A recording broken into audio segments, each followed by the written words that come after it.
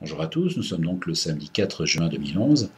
Alors en ce premier samedi de juin, vaste mobilisation à Athènes, où la population en a marre de voir que ce sont toujours les mêmes qui trinquent pour faire des économies, et pour une sortie hypothétique de la crise financière.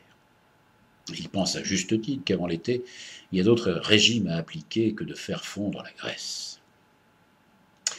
Il y a une semaine, je m'intéressais à Christine Lagarde, sans doute future patronne du FMI, et aujourd'hui on se retrouve dans la rue avec les victimes du système dont elle devrait amplifier les conséquences d'une politique dévastatrice pour le plus grand nombre, mais saluée comme il se doit par l'establishment financier international.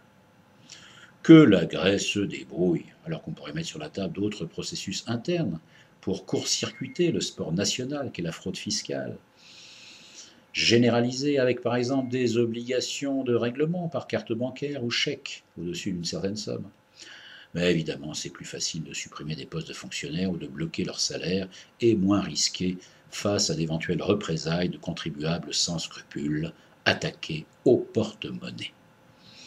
Alors les indignés dans la rue en Grèce qui prolongent le mouvement entamé en Espagne, c'est vrai qu'il est plus facile de rester dans la rue dans les pays chauds. Cela dit, avec la sécheresse, difficile de rester sobre, comme dirait Borloo. Les indignés de Madrid, par leur spontanéité, leur pacifisme, m'ont fait plaisir. C'est un exemple qui, j'espère, va donner des idées dans d'autres pays pour une contagion forcément salutaire pour le plus grand nombre. Depuis que le succès du livre de Hessel est présent, on sait qu'il y a de la place en ce moment pour l'indignation. C'est une chance, mais aussi un danger. Comme l'a très bien expliqué récemment le philosophe espagnol Daniel Innerarity, l'indignation peut très vite devenir stérile et déboucher sur du conformisme et une forme de populisme que des extrémistes pourraient récupérer en renversant complètement le sens de la révolte initiale. C'est vrai que l'indignation ne suffit pas, mais malgré tout, il y a des symboles forts capables de créer des déclics, et qui, si cette indignation ne s'installe pas dans la routine, va générer des actions, de l'imagination dans les nouveaux rapports de force et une vision d'avenir en laissant tomber le rétroviseur. Chaque chose en son temps. L'indignation reste de toute façon salutaire.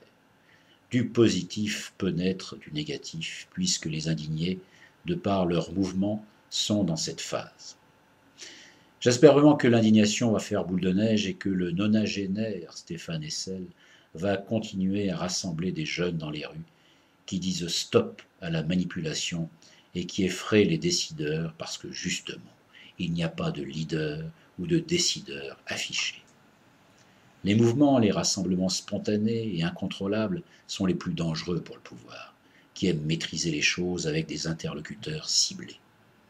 Alors, pour tous les indignés, espagnols et grecs, dans les rues, que d'autres indignés européens regardent encore avec envie sur le pas de leur porte, je dirais, et encore, bravo.